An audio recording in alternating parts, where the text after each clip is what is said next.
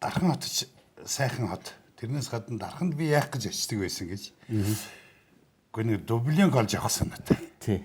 Тийм ээ. Тэр үед ч юм бас Дублинг ч бас ховор параад байдаг байлаа шүү дээ. Ховроор байхгүй. Тэсэд модонд орцсон. Тий. Ер нь Дархан Дублинг өмсөөгөө бол ер нь хэцүү л байсан баг. За Тэр тэр хаан Болгарын тий Болгарын тусламжаар нэхийдлийн үйлдвэрийг бол байгуулж ирсэн юм төвхтэй. дүүхтэй тий. Тий. Чи одоо хэдэн он төрсөн юм байх вэ? За би бол 1968 онд төрсөн. 1968 онд. Тийм байна. Тэгэхэд юу байгуулагдсан байсан уу? Дархны нэхий үйлдвэр. Дархан бол өөрөө 1961 онд Бурхантын өндөг гэдэг сайхан газар. Бурхантын өндөг. Анх одоо Дархан хотын суурийг тавьжсэн. Тий. Одоо Дархан хот маань одоо эх жил бол 60 жилийнхаа ойг тэмдэглэж шүү дээ. Тийм байна. Нэгэн одоо 61-ыг үзэж байгаа. Ийм хот юм. Тийм байна. Тэр 60-ыг үзэж явах үед одоо эн чин 80-ад он гэдэг чинь 20 жилийн дараа эд үтэн байгуулалтын үед л би очиж исэн байна л да. Тэгээд зөндөө очсон л да тэрнээс хойш. Тэгээд тийм дорсон ч байдгийг. Өөрөө болдын цэнгэл. Болдын цэнгэл. Болдын цэнгэл мөн. Болд гэдэг танаа авч ер нь юу хийж исэн юм бэ? За миний аав бол ер нь бол Завхны Алдар хааны харьяат. Завхны хүн. Тэгээ Завхны хүн.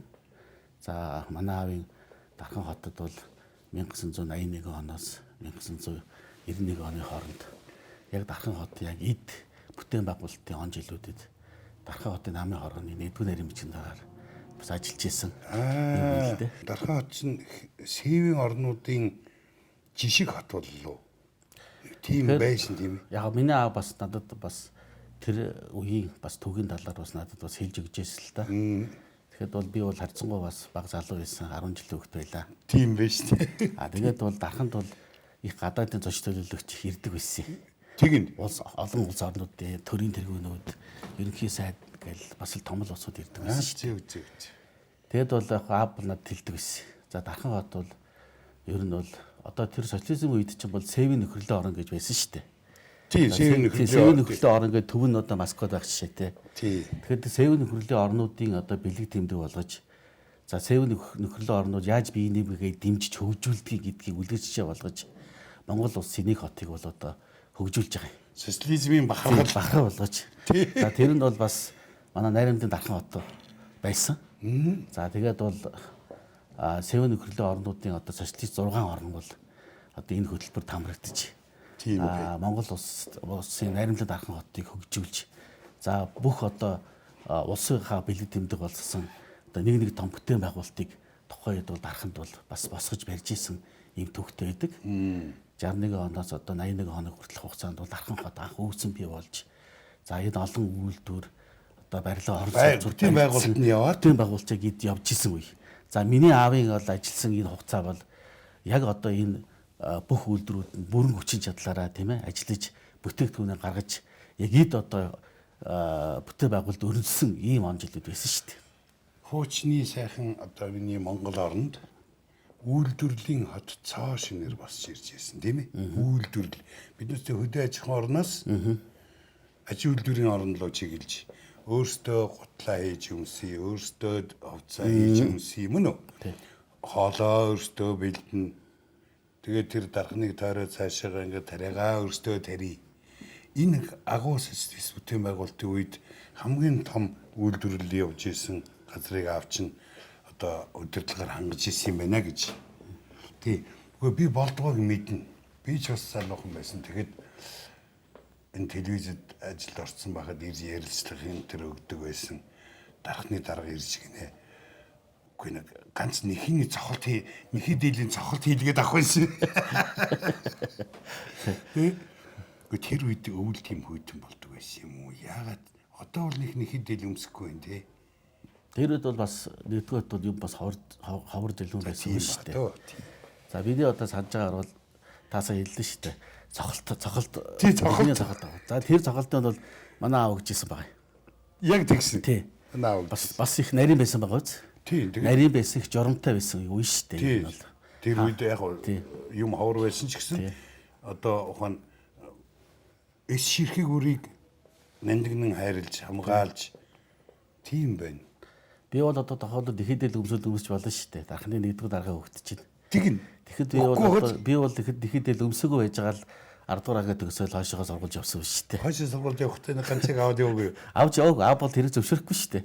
Тэгэхээр өөрөө 90 онтой хэдэн настай золгосон байх вэ?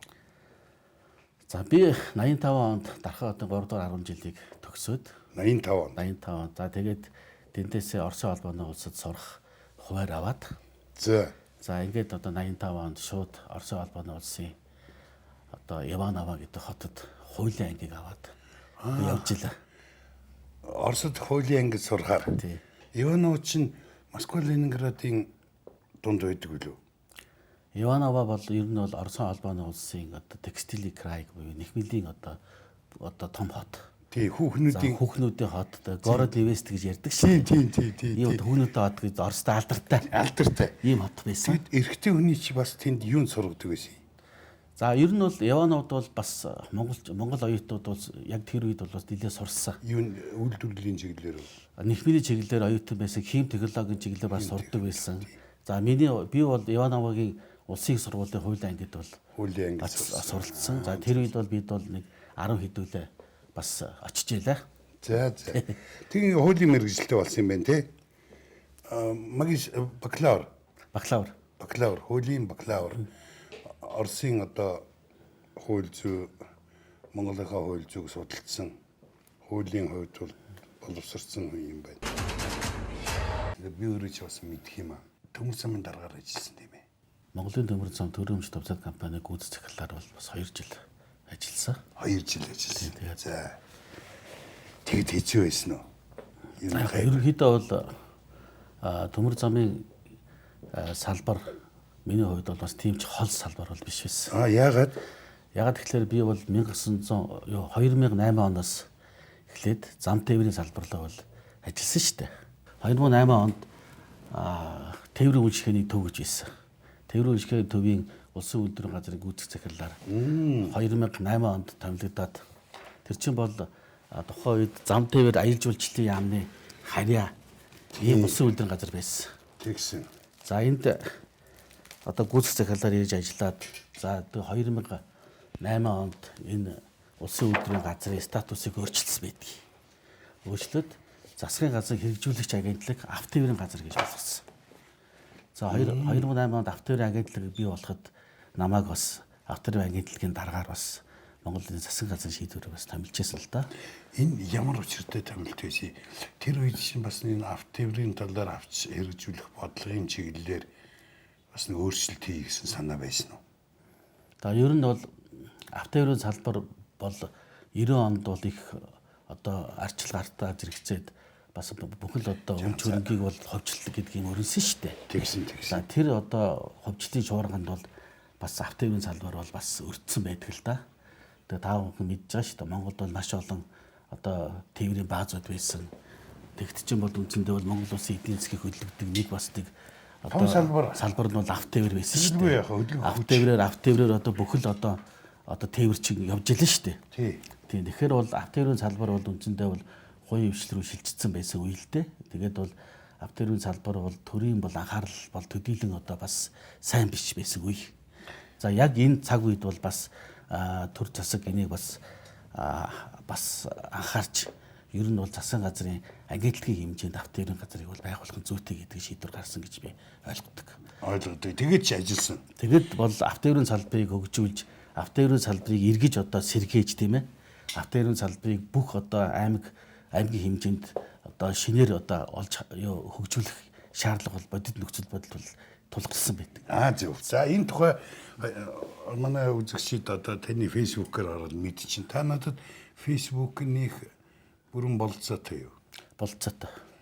Манай үзэгчид та бидэнтэй цуг ингээ бөөнөрөө танилцж байгаа хүмүүс бас таны фэйсбүүк руу жилэтэ орох нь шүү дээ. Та хийгээл оруулчин тийм ээ. Тэрнээс өмнө би энэ нэг зургийг та аваад ирсэн байли. Энийг та фэйсбүүк дээр хийсэн үү хийгээгүй юу? Хийгээгүй байгаа.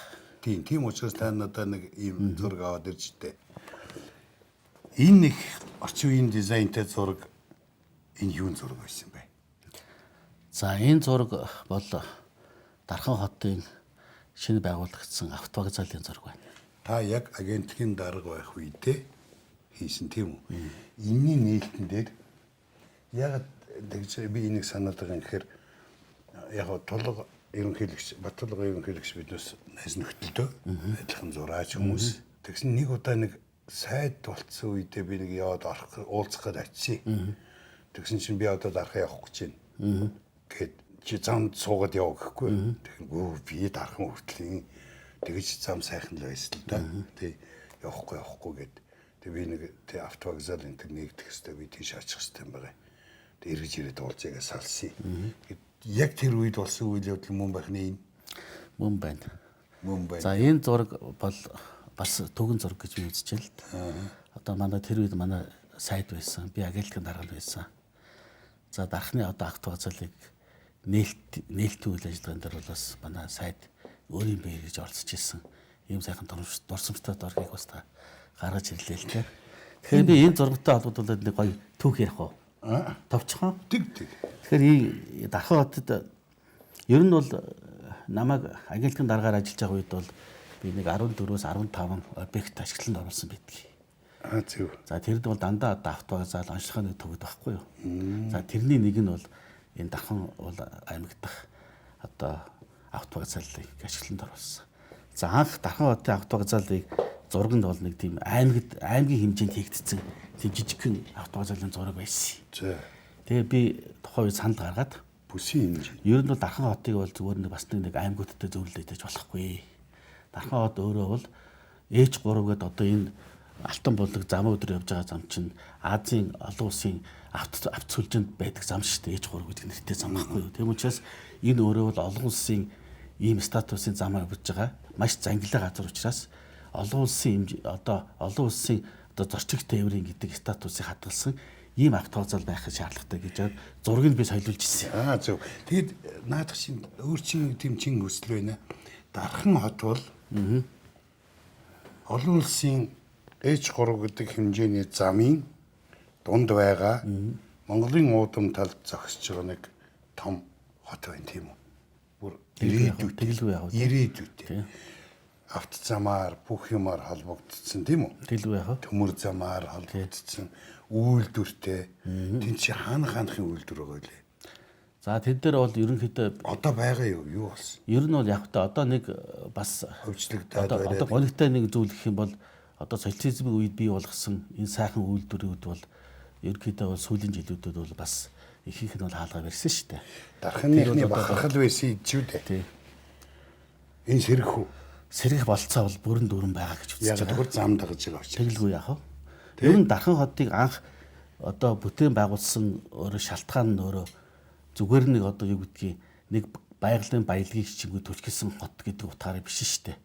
Дархан хот өөрөө хоёр дахь Монгол улсын хотийг хаана байгуулах вэ гэдэг судалгааг бол маш нарийн хийсэн үзэн. Тийм байна. Бохинтой өдрүүдийн газрыг сонгож авч дид бүтэж эд бүх байршлыг нэгж харгалзаж үзэж Дарханы хоёр дахь хотыг бий болгосон. Тэгээ одоо манайхны нэг ингээд газрын зураг гаргаж ирээл ингээд ийшинч төмөр зам тавья, энүүгээр тавья гэл тийм ээ.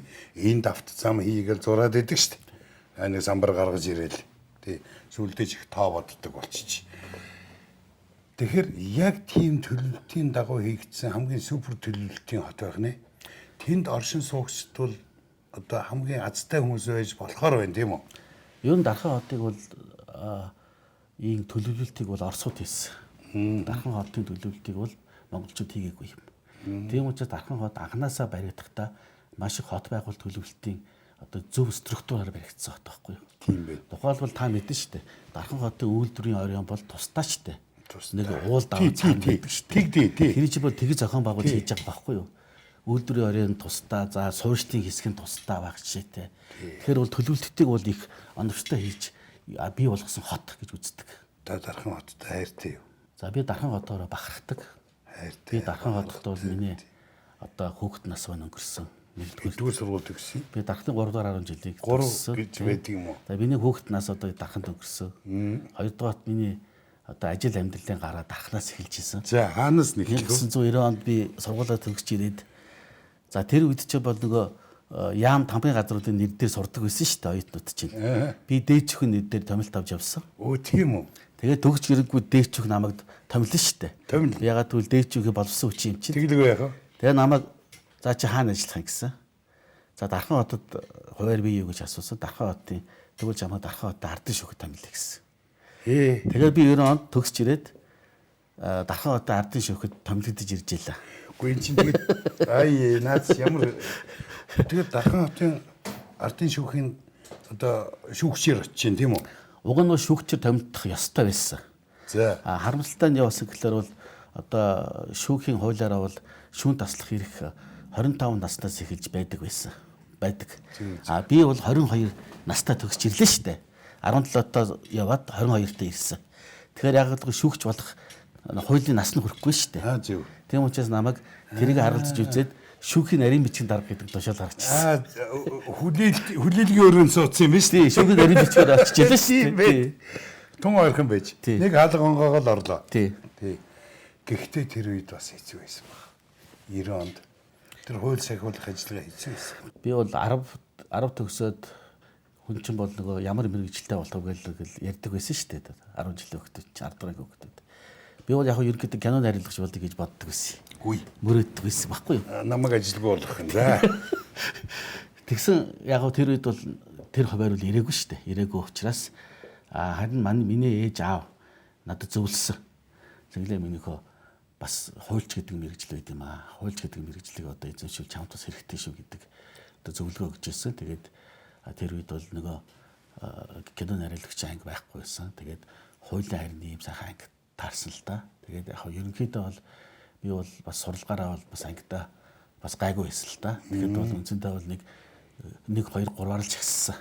Тэгээд хуваараа бол чи бас юм шудраг байсан шүү дээ. Шудраг байсан шүү. Одоо юу гэдгийг улсын шалгалтанд бол шудраг явагдана.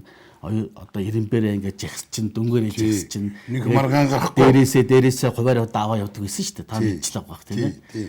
Тэгээ одоо надад бол бас тийм Орос улбаны улсад хуулийн мэргэжлээр суралцах тийм сайхан боломж нэгдсэн шүү. Гэхдээ боломжоос гадна одоо улсад маань хэрэгтэй байна. Сайн хуульчд хэрэгтэй байна. Бид хуулийн дор л амьдрна. Тийм учраас өөрийн чинь одоо энэ хуулийнхаа мэргэжлийг нэг хэсэг жага архич юм аа да. Үгүй архисан биш. Ер нь хүний амьдрал алхам тутамд нь хууль үйлчилж байгаа учраас би бол нэг талаараа бол тантай санал нийлж байгаа. Нөгөө талаараа бол санал нийлэхгүй байгаа. Юу гэж хэлэхээр бол яг хуулийн системтэй ажиллаагүй өөр салбар руу явсан нь бол явсан. Энэ бол одоо хүн чинь бол одоо амьдралынхаа одоо зам мөрийг хөөж явдаг штэ. Нэгдүгээр. За хоёрдугаарт бол ер нь бол бүх л салбарт бол ер нь амьдрал бол тэр жигтэй хуулийн дор байдаг. Тий. Одоо бүх салбарт бол хууль эрх зүйн орчинтай.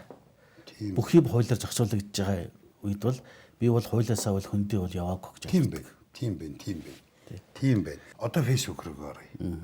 Фэйсбүүк рүү ороод хаяг маяга хүмүүнд үзүүлчихэд тэгээд маргааш нөгөө өдрөөс фэйсбүүк дотроо энэ саяын үзүүлсэн зураг морог тэр аавынхаа тухай тэр Дархан хотынхаа ингээ ороод үзэнгүүт бага насны эргэж бодогдохоор залуу насны эргэж бодогдохоор тийм ээ эд бүтээн байгуулж явсан одоо манай алдартай урд үеийнхэн байна шүү дээ одоо сайхан өгчүүл байгаа.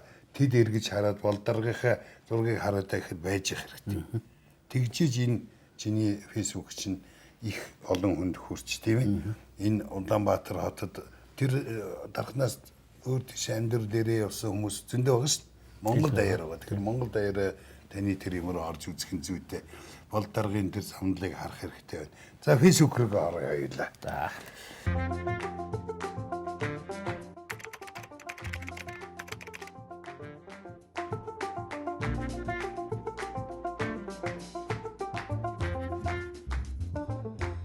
Болд цингэл.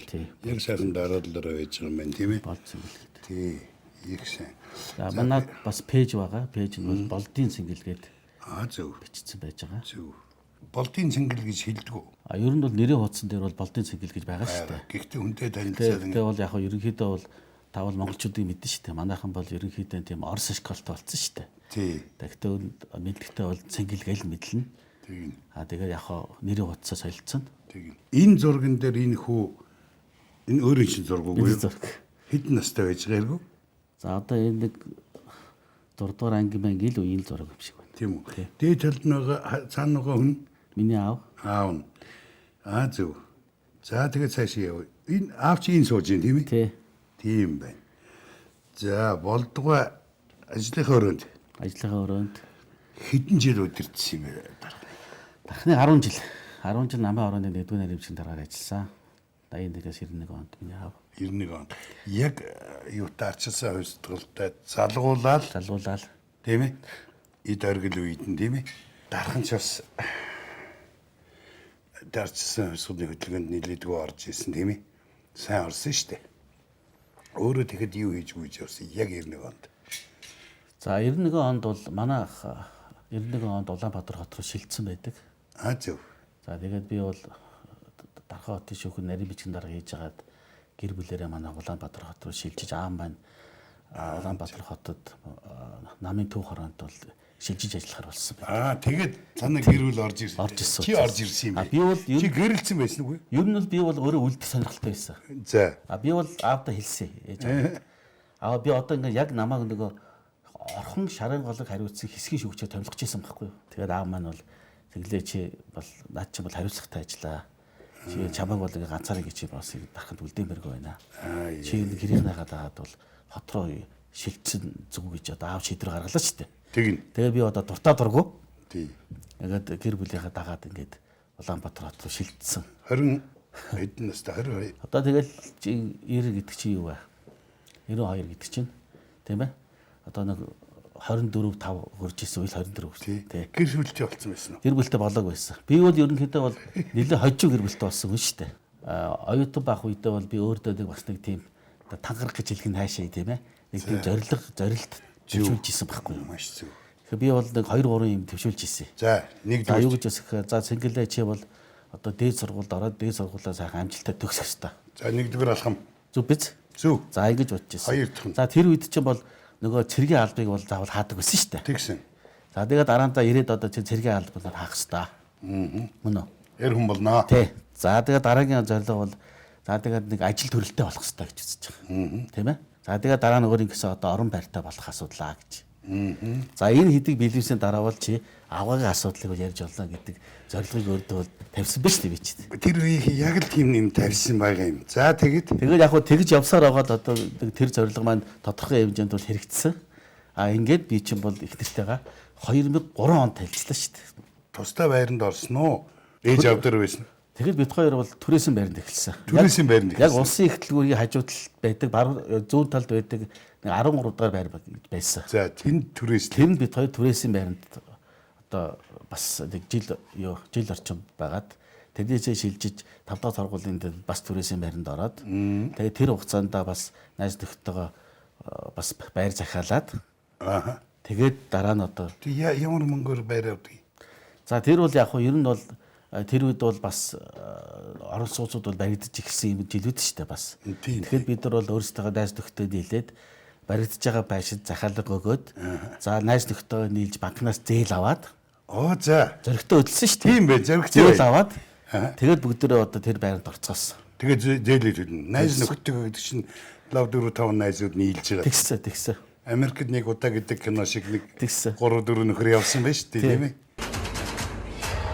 Иргэн одоо нэг ондоос Улаанбаатар руу шилжиж ирээд тэгээд би бол өөрөө бол нөгөө шүүхээр ажиллах сонирхолтой байсан. Тэгээд улсын дээд жүхийн дарга Дэмбэл цэрэн гэж юм байсан санаж байна. Мондөг яг хуулийг шинжилж исэн хүн. Дэмбэл цэрэн дарган дээр дахиад орлоо би. За Дэмбэл цэрэн дарга би одоо шилжээд ирлээ одоо ингээд одоо надад нэг одоо шүүхтэй ажиллана гэсэн.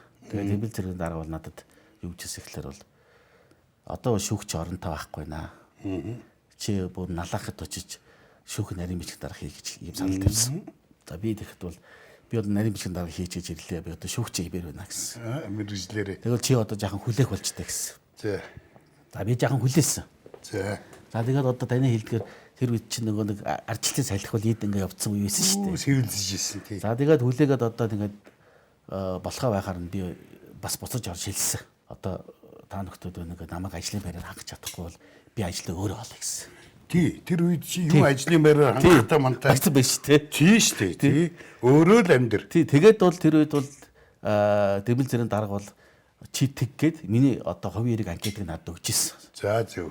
За ингээд тэдний нэр дээр сурсан боловч би бол ажлын сонирхлоо илэрхийлсэн байна шүү дээ. Тэгсэн бай. Тэгээд намайг ажлын байдлаар хангах зохисоор хандсан байна. Тийм. За тэгээд бол би тэр үе чинь нэг ганцхан 8 бас идүүрнжсэн тийм үү? Тэглүү яа. Ирээнлүү одоо хүн болго яваал ирээнээс одоо янз янзын өдөг бүрдэг дараал тийм ээ. Тэгээд хоошоогоо авч зардаг байлаа шүү. Чи орс хэлтэй. Тэгээ их сонирхолтой юм байд түүхэд байхгүй юу? Тэгээ би чи болдоо хүмүүс одоо 8 гэхэд би яагаад хийж болтгоо ингээд хэсэг нөхтэйгээ хамт ирээнлүү явсан. За. За нэг баахан өдөг гүтэх дарсан. Тийг яа.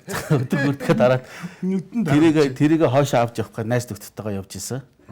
Тэгэхэд бол би бас өргөдлөө бол ажилд орё гэд нийслэлийн иргэдэл төлөвлөсөн урал хотын цагаанд өргөдлөө өгсөн байсан байхгүй юу.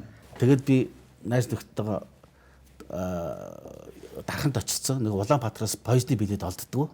Дарханаас билет захиалаад дарханд нэг богоон суух гээд байжсэн. Улаанбаатараас надраа уцтдаг байхгүй юу. За хотын захиргаанаас ярьж байна. Сэнгэлүү гэсэн сэнгэл гэсэн. За чамааг ингээд ажилд орох ингээд шийдвэр чинь гарах гэж байгаа гэсэн. Тэгээд би харин авраагаа ярьсан чи харин тийм ээ тэр ажил чинь бүтэж байгаа юм байна шүү дээ. Чи одоо ажилдаа орж яас гэсэн.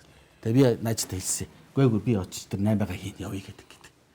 Тэгсэн миний найзууд бол надад бол бас гоё зөвлөгөө өгсөн л дээ тэр үед. Цэнгэлээ чи ажил руугаа орсон дээрээ. Чиний барааг бид нар очиж зарчаад ирье. Зөв. Тэгээд би буцаж хот руу ирж нийслэлийн иргэдийн төлөөлөгчдийн хурлын ажлын албанд зохион байгуулагчаар ингээд бас орж ажиллаж. Тэгээ хот руу орж ирсэн. Тэгээ хотод бол миний ингээд одоо ажил амьдралын гараа хот руу үйлчлээд би нийслэлийн иргэдийн төлөөлөгчдийн хурал нийтийн засаг даргын тамгын газар бас 6-7 жил ажилласан. Тэр хоорондоо бол би бол нийслэлийн иргэдийн төлөөлөгчдийн хурлын зохион байгуулагч хийсэн. Дараа нь хуулийн зөвлөх хийсэн.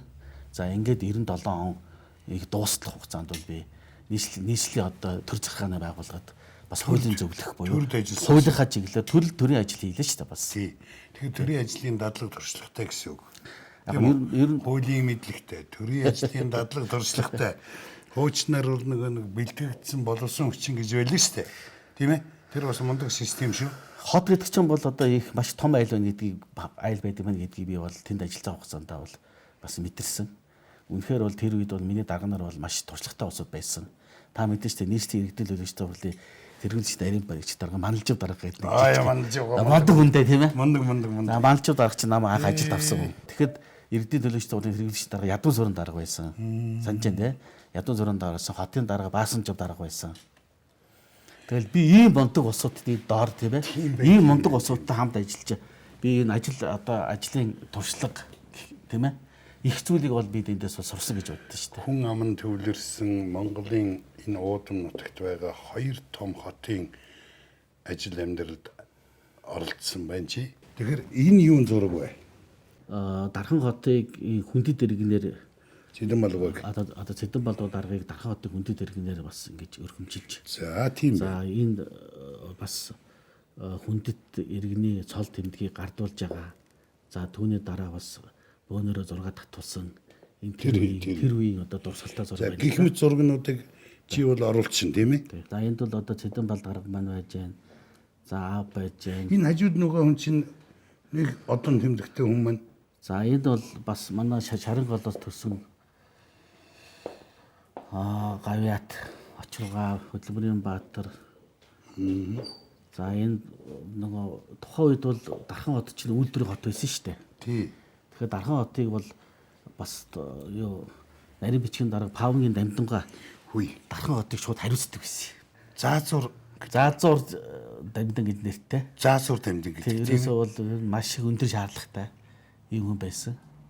Тухайн үед бол нэг улсын онцгой объект бүсүүдийг бол одоо нэг намын төв орооны нарийн бичгийн дарга нар бол давхар хариуцж явдаг байсан. Тийм байна. Ийм нарийн тийм зохион байгуулалттай байсан билээ шүү дээ. Тэгэхээр Павнгийн дамдунгаа бол Дархан хотыг толгоогоор хариуцж ил гэсэн үг шүү дээ. Тэгээд ерөөсөө Дархан хотод Павнгийн дамдунгаа ирнэ. Бо ажил шалгана гэх жишээтэй. Дархандаа ер нь юу хийсэн юм? Дархны уугуул байж чи. Би бол чи нэг автовокзал хийсэн байна. За автовокзалыг бол би түрүүн танд хэлсэн тийм ээ. 2012 онд Замтайвар барилга тоглолтын дэд сайдаар бол бас томилогдчихсэн засгийн газрын шийдвэрээр. За дэд сайдаар одоо ажиллаж явах үед бол бас одоо Дархан хоттойгоо холбоотой бас одоо хэд хэдэг асуудал дээр бол анхаарч ажилласан. За түүний нэг нь бол та орхон сумыг мэдэн шүү дээ. Жимс ногооны орхон дээрөө сангийн аж ахуй байсан. Одоо орхоноос одоо нөгөө төв зам руугаа хүртэлх нэг 9-30 км бол засмал замгууд тийм шороогоор байдаг. Тэр бол ялангуяа одоо бороо шороотой үед бол хэрэгээрээс явхад бол маш хүндрэлтэй байсан. За энийг бол манай орхончууд бол ерөнхийдөө энийг одоо засмал замтай болгох асуудал бол манай орхончуудын хувьд бол ер нь мөрөөдөл байсан гэж хэлж болно л доо. Энэ асуудлыг бол бас судалж үзэж хагаад за яг дэд цайдаар ажиллаж явах хугацаанд бол энийг тендерийн зохион байгуулад компанид шалгаруулад богино хугацаанд одоо энэ замыг тавиулаад ажиглалтанд оруулсанд бол одоо бас би дарханчуудынхаа төлөө дархныгаа төлөө бас тодорхой бас зориг алхам хийсэн гэж бол өөрийгөө л үздэг л дээ. Одоо энэ дарханд амьдарч байгаа хүмүүс хэр байна? За ер нь бас бид чинь бол 10 дугаар анги төгснөөс хойш бол одоо 30 гаруй жилийн хугацаа өнгөрцөн байна шүү дээ. Тий. Тэгэхээр энэ хооронд бол одоо бас 50% нь бий юу? Одоо 50% байгаа. Байгаа юу? Тэндээ амьдарч өөр хөхтэй тэнд сургууль Улаанбаатар хотод ч байна. За одоо манайхан сүүлийн үед бол бас гадаад улс руу их явдаг болсон байна шүү дээ. Тэгсэн. За Америкт ч байна, Германд ч байна. За дарханд бол одоо юу гэдгийг 3.1 орчим бол байна. Өөрөө бол 2003 онд гэрэлсэн шүү дээ. Тэгэхээр анхны хайр бол энэ дотор байхгүй, анхны хайр бол дараа таарсан байна, тийм үү? Тийм үү? 2003 онд гэргий чи юу хийдгүү? За миний эхнэр бол багш мэргэжилтэй. За Монгол Улсын их сургуулийн одоо шашин судлалын чиглэлээр ажилладаг. За доктор, дэд профессор. Ямар шинжлэх ухааны багш? Философи тийм. Оо, философч, гүн ухаанч гэргийтэй. Гэргийтэй. Тийм байна. Маргалдах уу та ер нь философийн зарим нэг асуудлаар? За яг би бол одоо дээрэс нь бас одоо эхнэрийгээ бас магтчих болчих юм болов. Гүү яалаа гэж магтдаг. Ер нь бол ийм байгаа. Зөвхөн миний эхнэр бол нэгдүгээрт бол одоо багш хүн. За судалгааны ажил хийдэг. За. Тэгээ судалгааны ажил хийдэг юм хүн. Дээрээс нь бол бас одоо сүүлийн одоо бас 2007 оноос хойш юм да. Одоо хидэн сайдын зөвлөхөр ажиллаж ирсэн. За яг өнөөдрийн байдлаар ихэд бол Монгол Улсын шадар сайдын зөвлөх хийдэг. Шадар сайдын зөвлөхөр хийж байгаа тий. Одоо хоёр салбар бол хариуцж ажилладаг. Стандарт хэмжил зөв хэрэглэгчдийн төлөө газрын бас хоёр агентлагийг бол хариуцж ажиллаж байгаа юм. Тэгэл нөгөө мэдээлэл ба юугаар хангадаг. Өмнө нь бол бас уул уурхай эрчим хүчийг одоо яам гэж байсан шүү дээ. Тэр үед бол Наранхуу сайдын зөвлөхөр ажиллаж ирсэн. Зориг сайдын зөвлөхөр ажиллаж ирсэн. Ерөнхий сайд ч бол өмнө шадар сайд байсан шүү дээ. Тэр үед бас зөвлөхөр хийж ирсэн. Ингээд одоо бас ийм бас давхар ажил хийдэг л дээ. Өөрөө бас нэг сайд зөвлөд байна уу юу? Ерөөсөө тоглохгүй би дөрөвнөөс хойш үдээгээд ирсэн чинь 2017 онд намайг бол бас одоо хариуцлагатай ажил бол томилсон.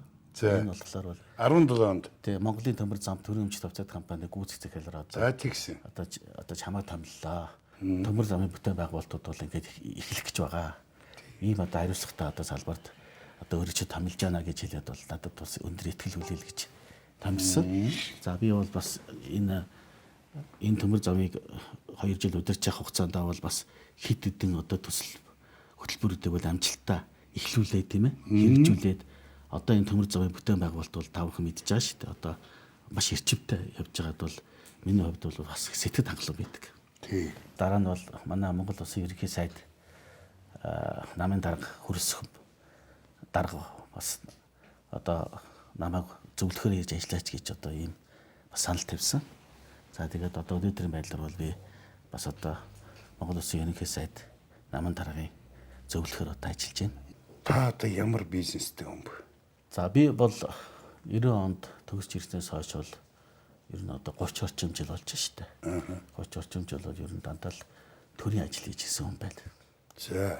За ямар нэгэн одоо хувийн компани захирал, хувийн компани ямар нэгэн байдлаар ажиллаж ирсэн одоо тийм түүх бол одоо миний түүхэнд бол байлгал л да. За яг ганцхан 8-аг бол тэр үед бол хүн болгон хоолол хийчихсэн. Хоолол олох гэж явсан юм. Хоолол та мэдэн штэ. Ганцхан 8-агаар өнөөдөр одоо ганцхан 8-агаар эхнийхээ хөрөнгөө босгоод өнөөдөр амжилттай явж байгаа бизнесмэнүүд байна шүү дээ. Байна. Өнөөдөр манай Монгол Улсын ерөнхийлөгч гэсэн ганцаас л эхэлсэн гэж би ойлгодог. Хэдэн хүүхэд? Би 2 ахтай. Тэгэхээр өөрийн чинь сэтгэлд бол одоо авч байгаа цалин, авах цалин тийм ээ? Энэ бол хангалттай байдаг юм байна гэж ойлголоо. хууч гэдэг утгаараа би бол бас олон газар бас зөвлөж ажилдаг. Зөв. Зөвлөж ажиллана. Яг За энэ чинь бол хуулиар бол нээлттэй шүү дээ. Тий, нээлттэй. Тий. Тийм учраас бол одоо юу гэдгийг хуулийн хүрээнд бол бас орлогуудыг бол олно. Гэхдээ тэр одоо орлого бол миний нэг айхтар овоо цоцоосон юм бол байхгүй. Гэхдээ надад бол тийм шаардлагач байхгүй гэж боддог. Ер нь би юу гэж боддог гэхээр бол хүн бол их өмч хөрөнгө хураах одоо миний хувьд шаардлагагүй гэж боддог. Хүн өөрийнхөө амьдралыг сайхан бүрэн хангаал ганцхан одоо бид хоёроо зорилго бол энэ хоёр хүүхдтэйгээ төлөөл харин тий явах хэрэгтэй байхгүй юу? Харин би тэгж асууад миний хоёр хүүхд бол яг одоо тийм ээ. Бид хоёр бол юу гэдэг хоёр хүүхдэд чиглүүлээл тэгэл одоо тэр хоёр хүүхд маань бас өөрсдийнхөө одоо чадлаар дээд сургууль орох ёстой. Бид бол хамгийн гол нь зөв хүмүүжүүлж зөв хүн болгож л өсөх ёстой гэж. Суурин зөв тавих ёстой.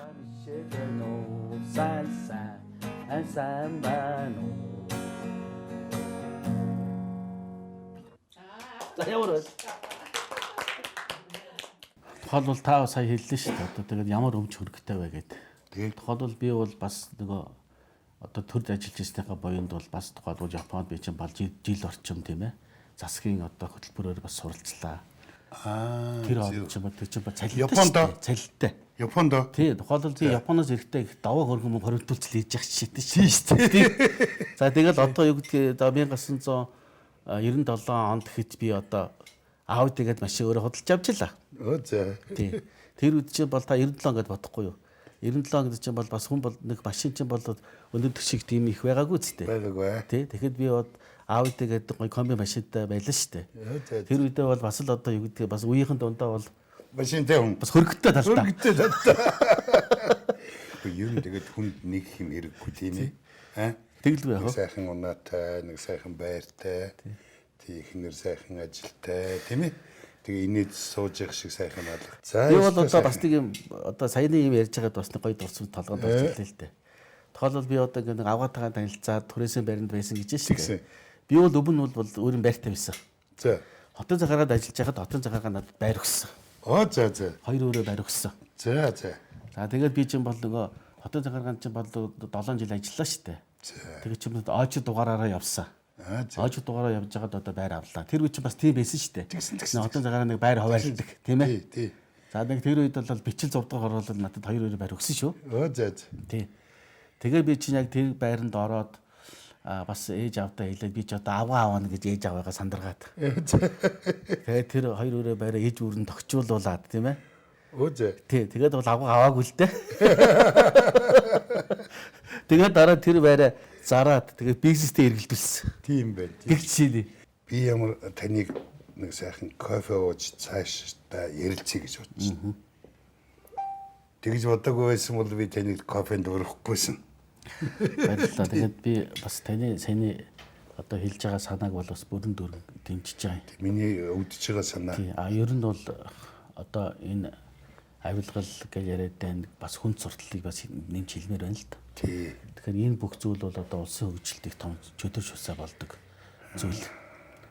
За дээрэс нь бид хэлдэг чинь эрсдэлтэй салбар гэж. Тийм ээ? Эрсдэлтэй салбар гэж. Тухайлбал би бол бас эрсдэлтэй салбаруудад л ажиллаж байсан. Тухайлбал би энэ дээр бол яг гайлыг онцолж хэлэх гээд байна л да. Тийм байна.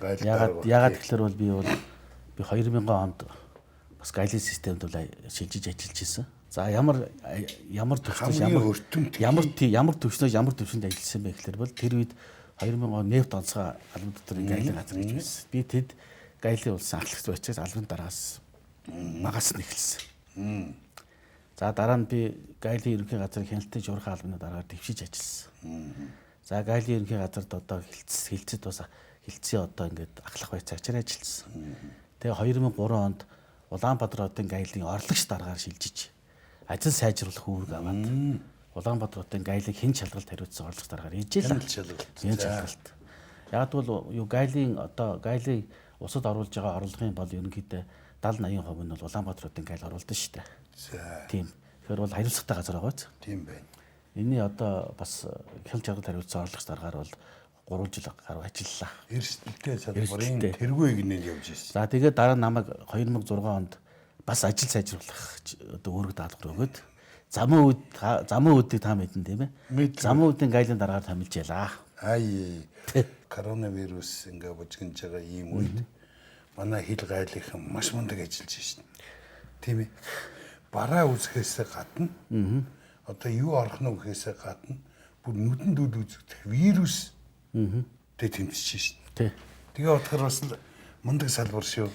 Та тэгвэл гайлаар явсан хүн байна. Тэгээд би 2006-аас 2008 онд замын үдэн гайлан дараад Дандаа ажил сайжруулах. ажиллаад үндсэндээ бол би бол ажлыг сайжруулж тэнд бол одоо юу гэдэг болж утгагүй байсан зүйлүүдийг бол ерөнхийд нь бол эмгэгчсэнд нь бол оруулсан гэж боддог. За тэгээд 2008 оноос бол одоо бас л одоо шинэ үүрэг даалгавар авч тийм ээ. Одоо өөр томилгоог надад бол бас ирсэн. За тэгээд 2008-аас хойш би зам тээврийн салбар руу шилжсэн байхгүй юу? Тэгээ нөгөө дэд Тэгээд ингээд нөгөө автотээвэр рүү шилжээд автотээврийн газрын дарга болоод тэгээд дараа нь одоо 11 он 12 хүртэл ажиллаад 12 онд завдаар барилгаатай болтын дэцэд болдог чинь тэр байхгүй юу? За тэгээд 2015 онд би Монгол Ардын намын ерөнхий нарийн хэмжээнд ахлах зөвлөхөөр ажиллаж байсан. За. Бас тэгээд дараа нь за тэгээд тэр үед бол бас одоо надад ээлжид одоо томилгоо тийм ээ ажлын одоо 15 он гэдэг чинь 2015. За мэдээж бол би бас гайлын салбарт нэг 7 жил ажилласан байсан. Тэр туршлагыг маань бас харуулж үтсэн болов гэж боддог тийм ээ. Тэгээд энэ хүн бол бас гайлын ерхий газрын дарга байж болох юмаа гэж үтсэн байна гэж дүгнсэн байх гэж бодчих. Тэгээ бас Монгол улсын гайлын салбарыг бас талхуулах тийм ийм бас боломж үлдсэн. Замдлыг бол одоо таны эндээс ороод харна. Фэйсбүүкээс ороод харна. Ингээ хүмүүс үзэж л байгаа юм. Тэгэхээр хоёулаа ингэ таныг бол одоо чухал газар хамгийн эрсдэлтэй салбарт тийм үү? Итгэл хүлээл гэж тавьж явуулж исэн байна тийм ээ. Тийм учраас одоо очиж аль фашсан хэрэг штэ. Тэглэх байгаа. Хамгийн гол юм тэр итгэл гэж нэг агуу юм байна. Тэгэхээр энэ тухайгаа хоёулаа кофе ууж явахдаа ярина. Тэг. Нөгөө талаар тантай кофе ууж явахдаа юу ярих вэ гэхээр Монгол улсынхаа хоёр том хөрш. Тэгээд тэдэнтэй холбогдсон сэжмүүд, геополитик тий энэ тухай жоохон ярина. Яг тэгэхээр та том албанд зөвлөхөр ажиллаж байгаа учраас таны бодол санаа ямар байгааг үзэгчд маань мэдэж авах. Нэг танилцсных нэг мөр танилцчих. Тэгээд хэлгүй яах. За тэгээд заахгүй. Энэ бол одоо танд би өөрийнхөө итгэлийг өгч байгаа юм. За тэгээд манай үзэгчд маань бас бодож байгаа бах. Болдын зингэл. За баярлалаа.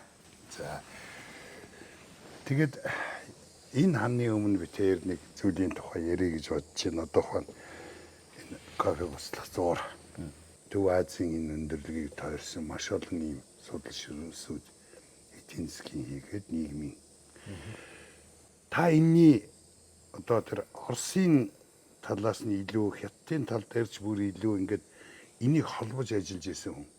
Гайлаар холбогдож исэн, төмөр замаар холбогдож исэн тийм ээ. Тээврээр. Автоэврээр холбогдож исэн. Тий. Бид нүгэд явахгүй учраас хөршүүдтэйгээ ямар байдалд харьцах ёстой юм. Та энэ талаар юу гэж бодож байна?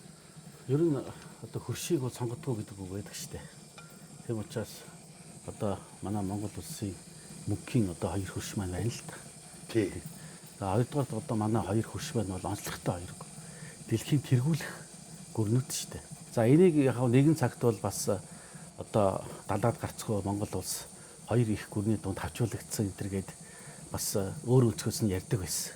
Тий. Одоо бол дэлхий бол глобалчлагдж шүү дээ. Глобалчлагдсан энэ дэлхий дээр бол энэ Монгол улсын энэ одоо нөхцөл байдал газар зүйн байрлал бол яг өнөө цагт бол ач холбогдолтой стратегийн одоо ийм байршилтай гэж бол би бол хэлмээр Бүр давуу талтай. байна. Давуу тал болгож хөгжүүлэх бүрэн болцоо. Тий. Өөрөөр хэлбэл өнөөдөр Хятадын одоо хүн ам хэд вүлээ тийм ээ? Тий. За Оросын хүн ам бол харьцангуй бага гэхдээ Орос бол эдийн засгийн хувьд газар нутгийн хувьд бол бас л хүчрэх орн шүү дээ. Нэг ялангуяа одоо байгалийн баялаг тийм ээ? Ариунтай ийм одоо онцлог одоо хоёр гүрний дунд оршиж байгаа. Тэгэхээр бид бол энэ одоо нөхцөл байдлыг бол эдийн засгийн хувьд бол их тийм давуу тал болгож ашиглаж Монгол улс энэ дээр суурилж одоо түргэн хугацаанд хөгжих боломж нөхцөл бол байгаа гэдгийг бол бид харж ажиллах хэрэгтэй гэж бодож байна. Тэгэхээр би яг өөрийнхөө ажлын туршлага дээр одоо тулгуурлаж бас зарим нэг жишээ татаж ярих гэж бодож байна. Тэг. Тухайлбал автоэврийн одоо салбарт автоэврийн ангийн ажиллагааг бас удирдах явах энэ цаг үед бол бас надад бол одоо 3 улсын автоэврийн хилцээрийг одоо шин шатанд гаргах ийм түүхэн одоо бас боломж нөхцөл бол олдож ирсэн. Ер нь бол автоэврийн одоо үед бол тэр одоо хилцээрийг одоо шинжлэх асуудал бол их олон жил яригдчихсэн асуудал үүдэг. Өөрөөр хэлбэл одоо бид хэдийгээр одоо автоэврээр бол одоо автоэврийн олон улсын сүлжээгээр холбогддог ч гэсэн хөрш улсууд руу автоэврийн одоо тээвэрлэлт хийх ийм боломж нөхцөл бол тэр хилцээр бол байхгүйсэн л да. Тэрийг хийсэн. Тэгэхээр энэ хилцээрийг бол бид нар маш амжилттай одоо улсууд хятад ард улс Орос улстай бол одоо яриа хилцээр хийсдэг үр дүнд тэрийг бол бид шинжилж чадсан. За энэ хилцээр шинжилгээр ямар агс дэвшил гарсан бэ гэхээр бол одоо Монголын тээврийн хэрэгсэл олон улсад буюу одоо улс дамжсан тээврийг гүйцэтгэх тийм боломж нөхцөл бол Европоос гараад одоо бол үүний ачаар бол суурийг ингэж тавьсны үр дүнд өнөөдөр бид бол Европоос тийм ээ за Монголоо дамжаад хятадын одоо нутаг дэвсгүүдээр тээвэрлэлт хийх бүрэн боломж нэгдсэн. Монголоор дамжаад дархнаараа ороод тэгэл би яг нутгийн чинь бас танаа нутгаар дайраад гарах нь шүү. За мөн бас одоо тэр үед бол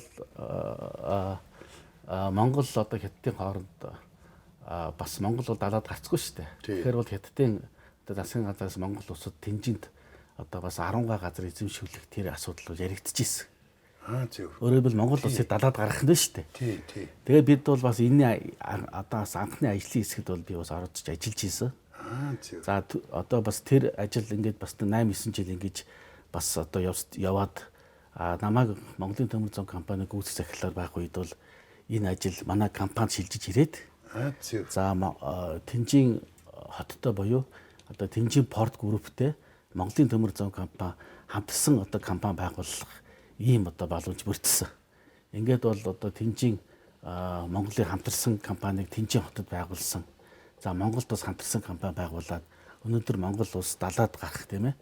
Одоо далайн одоо Тэнжин хотод бонд эзэмшиж ажиллах ийм одоо нөхцөл бүрдсэн байх жишээтэй. Монголын далбай хийсэн усан онгоцнууд бас байгаа. За ер нь бол яг Монгол бол далаад гарцгүй орн Түрээсэлдэг, боловч за олон улсын конвенцаараа бол бид далаад гарцгүй орж гисэн ба далаагаас одоо тодорхой хэмжээгээр ашиг чимэнд хүртэх одоо эрх дээлтэй байдаг. Зөв. За энэ үндсэн дээрээ бол энэ бас асуудал бол хариал одоо зам тээврийн яамд бол хариалагдаж ирсэн л дээ. За энэгээрээ бол одоо Монгол улс өөрийнхөө далбаг хөл гонгоц эзэмшигчтэй компаниудад одоо түрээслүүлэх за энэ эрхээ өгөх одоо ийм боломж бол бас байдаг. За биднес ингээд төмөр замаар автозамаар. Тэгээд энэ таны ажиллаж байсан бас гайлын одоо гурван улсын хэлцээр байна үү тийм ээ? Олон улсын хэлцээр энэ төр. Тэгэхээр яг хуу гайлын байгууллагыг бас толгойж ажиллаж явах үед бол бид нар Орос улбант улсын Уфа хотод бол за Шанхай хамтын ажиллагааны одоо гишүүн орнуудын уулзалтын хүрээнд бол Монгол, Орос, Хятад гурван улсын гайлын удирдагч нар бол тэнд бас уран цугларч за гурван улсын гайлын байгууллагыг одоо бэхжүүлэх, за худалдааг хөнгөвчлөх тийм ээ гайлын одоо бичих баримтыг ижилзүүлэх одоо чиглэлээр бол хит хит бас баримтчд бол гар үсэг зурсан баг. За үүний үр дүнд бол бид бол одоо хөрш зэрэгэлдээ орнуудтай бол гайлын бүрдүүлэлтийг тодорхой одоо бичих баримтуудыг хүлээн зөвшөөрөх. Тухайлбал Монголын гайлын байгууллагад хийсэн эрдэнэхийн зургийг одоо хятадын гайлын байгууллага хүлээн зөвшөөрөгч байдаг юм уу тийм ээ? Тодорхой нийт төрлийн одоо бараан дээр хийсэн гайлын одоо хэн шалгалтыг нөгөө урс нь одоо бас хүлээн зөвшөөрөх зэрэг бас нэлээд том твшинтэй. Энэ бол цаашдаа олон улсын худалдааг дэмжсэн. Гайлын одоо бүрдүүлэлтийг хэлбэрчилсэн. Ийм чиглэлийн одоо бас том одоо түлхэж болсон гэж үздэг. Тэр би таныг бол төрийн ажлын хэдэн жилийн туршлага явуучих вэ энэ? За одоо төрд нэг 30 орчим жил ажиллаж байна. 30 жилийн төрийн ажлын туршлага байна. Тийм ээ? Хуулийн сургуулиуд төгсөж ирэл орсон хүн шүү дээ, тийм ээ? Тий. За ингэж ийм сайхан алтмит ийм хүн та одоо юу хийж, юу хийх вэ? Юу хүсэж байна? Одоо сүүлийн одоо 2 жил бас Монголын төмөр зам гэдэг компанийг бас удирдах Монгол улсад өрнөж байгаа шин одоо төмөр замын бүтээн байгуулалтанд бас гар бие оролцож одоо явсантай би их багтдаг л да. Тухайлбал 2010 онд төрөөс төмөр замаар барьтлах бодлогыг бол улсын хурал баталсан байдаг. За энэ дээр бол одоо тухайлбал Монгол улс өөрийн гэсэн төмөр замын сүлжээтэй болох зорилгыг бол дэвшүүлсэн. За энэ зорилгын хүрээнд бол бид бол бас төмөр замын зөвхөн нэг гарц биш тийм ээ. Одоо хоёр дахь гарцыг бол нээж Монгол улсын гол одоо нэр төрөл болсон тийм ээ. Уул уурхайн баялаг бүтээтгүүнийг одоо дэлхийн зах зээл дээр өрсөлдөхүүц одоо ийм үнээр тийм ээ. Гаргах, нэг ялангуяа одоо шууд далаад хүргэх ийм асуудлыг бол үндсэндээ бол одоо бодлогын төвшөнд манай одоо төр бас одоо энийг хэрэгжүүлж бас тодорхой ахиц төвчлүүд бол гарч ажиллаж байгаа гэж би ойлгодог. Тухайлбал бас холбогдох одоо байгууллагуудын шийдвэр гарсны үндсэн дээр бол 5-7 гашуун сувгаад чиглэлийн 267 км төмөр зам урд нь одоо хийж байгаа зогссон ажил шүү дээ. За энэ дээрээс нь одоо 5-7-аас 100 баянгийн чиглэл рүү 416.6 км төмөр замыг бүтээн байгуулалтын ажил одоо амжилттай одоо явж явах жишээтэй. Та энэ ажлын хэсэгт нь байсан уу? Би бол 5-7 100 баян чиглэлийн ажлыг одоо яг эхлүүлэх ажлыг бол Гардан зохион байгуулж удирдах ажилласан. За баярлалаа. Зүгээр өнгөрсөн оны баярлалаа. Тийм. Их ингимс баярлалаа.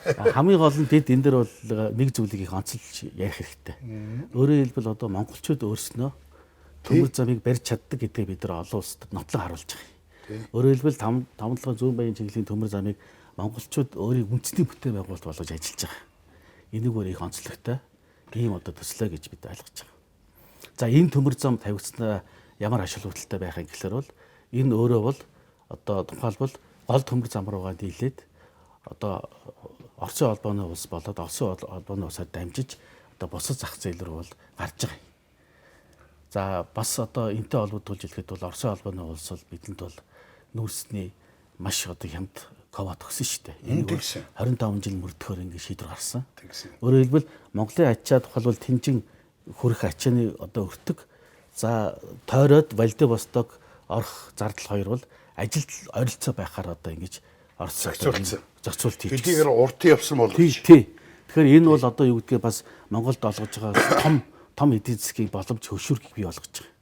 Тэгэхээр энэ өөрөөр хэлбэл 5-7 100 баян чиглэлийн төмөр зам ашиглалтанд орсоор энэ чиглэлийн одоо тээвэр одоо хөгжинэ. За дээрээсээ цаашлаад одоо бид тухайлбал сайн шантаас одоо баруун уртаас чойбилсан тийм ээ.